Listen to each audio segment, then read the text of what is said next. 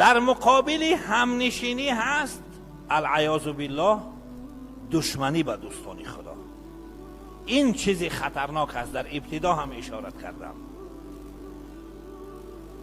یکی از گناهان کبیره هست. امام ذهبی رحمت الله علیه کتاب دارد به نام الکبائر، والله اعلم بابی 65 هست. یکی از کبیره ها بد دیدن و دشمنی کردن با دوستان خدا. حدیث قدسی هست. حدیث قدسی را بار بار برای شما گفتم. لفظش از رسول الله صلی الله علیه و سلم است، معنایش از پروردگار. رسول الله صلی الله علیه و سلم وقتی که این گونه حدیث را بیان میکند میفرماید که قال الله تعالی یا قال الله عز وجل یا یقول الله عز وجل، خدا گفت یا خدا میگوید. این گونه بیان میکند. این نشانه حدیث قدسی بودن هست. پیغمبر خدا صلی الله علیه و سلم فرمود که الله تعالی میفرماید من عاد لی ولیا، هر کسی که با دوستی من دشمنی کرد، فقد آذنته بالحرب، به تحقیق به شک و شبهه من با اون کسی که با دوستی من دشمنی کرده است اعلان جنگ کردم. کدام لشکری هست که در مقابل پروردگار جنگیده بتواند؟ دو گناهی هست که خدا اعلان جنگ کرده است.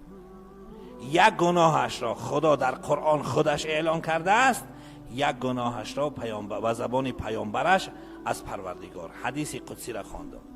گناهی اولی که خدا به اون اعلان جنگ کرده است ریباخوری هست، سودخوری هست، پرسنتخوری هست.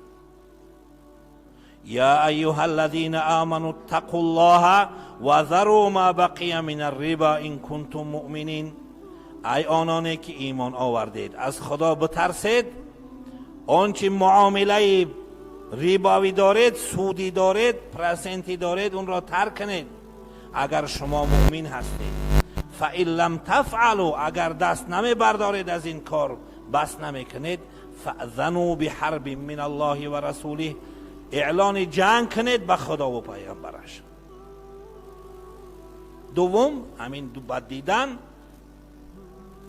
و دشمنی و عداوت کردن با اولیا و دوستان خدا که خداوند با این طایفه هم اعلان جنگ کرده است.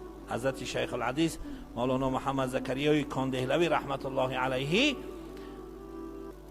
الفاظ مختلفی همین حدیث را از صحابگان مختلف نقل میکند.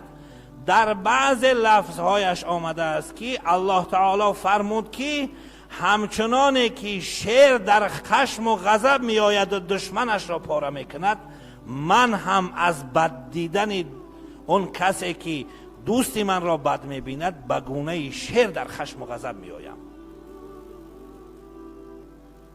برای همین از این گناه بد که عاقبت اینو بسیار خطرناک دارد، هلاکت دنیوی و آخرتی انسان هست، خودمان را نگه داریم.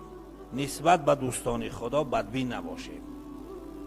دوستان خدا را دوست بداریم. همون دعای پیغمبر خدا صلی الله علیه و سلم را که من کردم دائما بکنید.